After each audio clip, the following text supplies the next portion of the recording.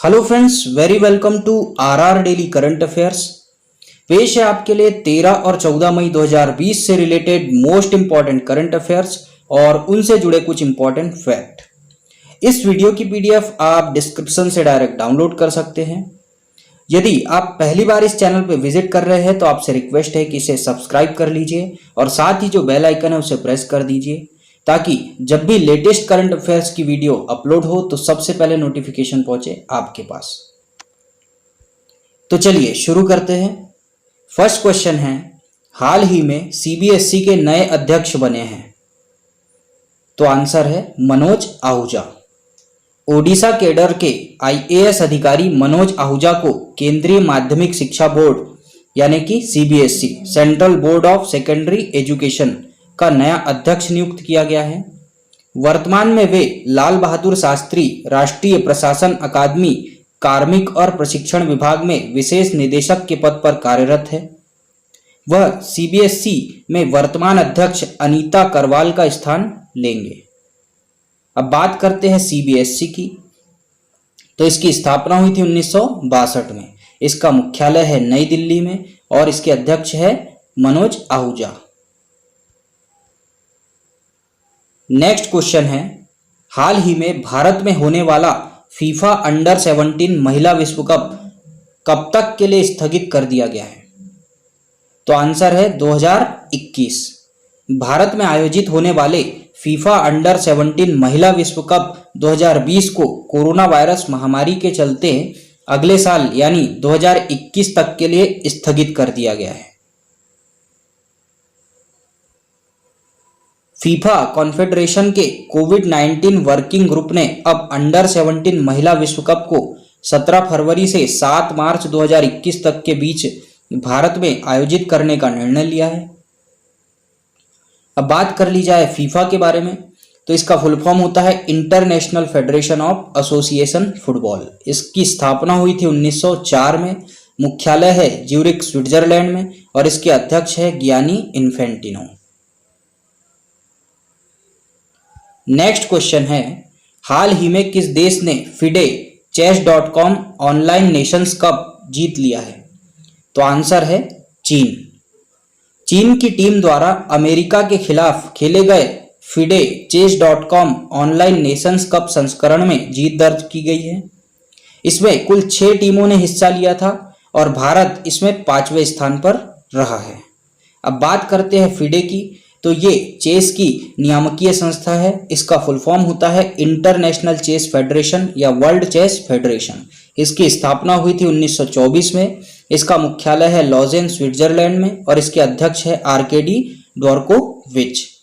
तो इस क्वेश्चन से आपको इतनी जानकारी मिल जाती है। नेक्स्ट क्वेश्चन है, हाल ही में जनजातीय आजीविकाओं एवं सुरक्षा पर आयोजित वीडियो कॉन्फ्रेंस की अध्यक्षता किसके द्वारा की गई है? तो आंसर है अर्जुन मुंडा, जो कि हमारे जनजातीय मामलों के मंत्री हैं। अर्जुन मुंडा ने सम्मेलन को संबोधित करते हुए राज्यों को संशोधित समर्थन मूल्यों पर गौण वन उपज माइनर फॉरेस्ट प्रोड्यूस की खरीद में तेजी लाने के द्वारा जनजातीय आजीविका को समर्थन देने के लिए राज्यों की सराहना की है। इसके अलावा सम्मेलन में मंत्री द्वारा राज्यों में प्रधानमंत्री वन धन योजना के कामकाज की भी समीक्षा की गई है। जैसा कि आपको बता दिया गया है, वर्तमान में जनजातीय मामलों के मंत्री अर्जुन मुंडा है और इन्हीं के द्वारा इसकी अध्यक्षता की गई थी। नेक्स्ट क्वेश्चन है, हाल ही में किसके द्वारा डिजिटल सम्मेलन रीस्टार्ट का आयोजन किया गया है? तो आंसर है टीडीबी और सीआईआई। प्रौद्योगिकी विकास बोर्ड यानी कि टेक्नोलॉजी डेवलपमेंट बोर्ड टीडीबी और भारतीय उद्योग परिसंघ कन्फेडरेशन ऑफ इंडियन इंडस्ट्री यानी कि सीआईआई द्वारा संयुक्त रूप से इसका आयोजन किया गया था। अब बात करते हैं रीस्टार्ट की। तो इसका फुल फॉर्म है reboot the economy through science technology and research translations. इसे राष्ट्रीय तकनीकी दिवस के उपलक्ष्य में आयोजित किया गया था। इसकी अध्यक्षता केंद्रीय मंत्री डॉक्टर हर्षवर्धन ने की है। नेक्स्ट क्वेश्चन है, हाल ही में किसके द्वारा भारत बांग्लादेश वर्चुअल कॉन्फ्रेंस आयोजित की गई? तो आंसर है एसोचैम। केंद्रीय पूर्वोत्तर क्षेत्र के विकास मंत्रालय के राज्य मंत्री स्वतंत्र प्रभार डॉक्टर जितेंद्र सिंह ने इस वर्चुअल कॉन्फ्रेंस को संबोधित किया। इस सम्मेलन में बांग्लादेश के वाणिज्य मंत्री टीपू मुंशी, मेघालय के मुख्यमंत्री कॉनराड संगमा तथा बांग्लादेश में भारत की उच्चायुक्त गांगुली दास ने भाग लिया है। इस वर्चुअल कॉन्फ्रेंस का उद्देश्य दोनों देशों के बीच ट्रेड और कारोबार को बढ़ावा देना था। अब बात करते हैं एसोचैम की, क्योंकि एसोचैम ने ये वर्चुअल कॉन्फ्रेंस आयोजित की थी। तो इसका फुल फॉर्म होता है associated chambers of commerce and industry of India. इसकी स्थापना हुई थी 1920 में। इसका मुख्यालय है नई दिल्ली और इसके अध्यक्ष है निरंजन हीरानंदानी। वहीं बात करें बांग्लादेश की, तो इसकी राजधानी है ढाका और इसके प्रधानमंत्री है शेख हसीना और यहाँ की मुद्रा है टका। नेक्स्ट क्वेश्चन है, हाल ही में झारखंड और तेलंगाना की किन दो वस्तुओं को जीआई टैग मिला है, यानी कि जियोग्राफिकल इंडिकेशन।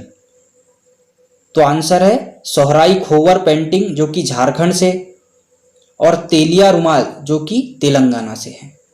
अब पहले बात करते हैं सोहराई खोवर पेंटिंग की।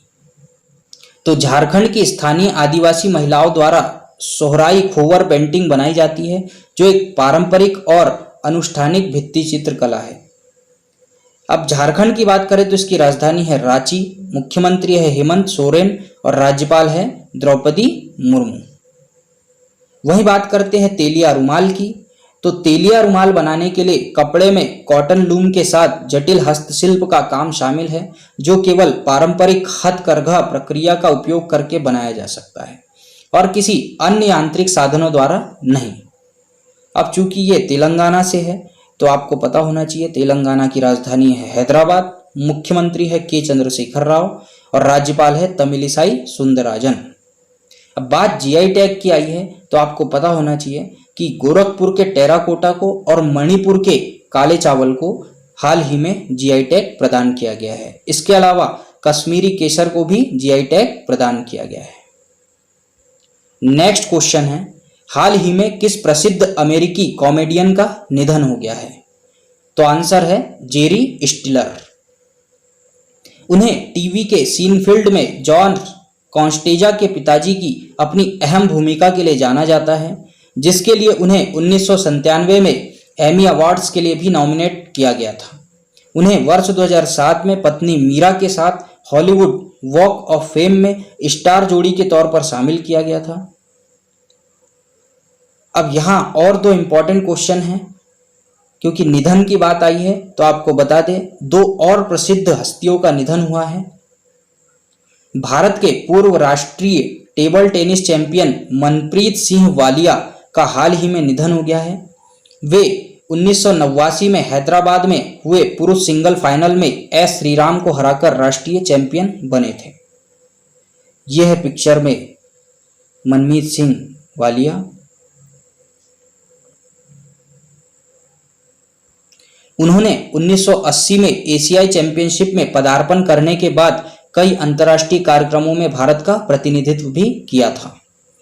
इसके अलावा आपको बता दें दिग्गज टीवी अभिनेता शफीक अंसारी का भी हाल ही में निधन हो गया है। यह है शफीक अंसारी।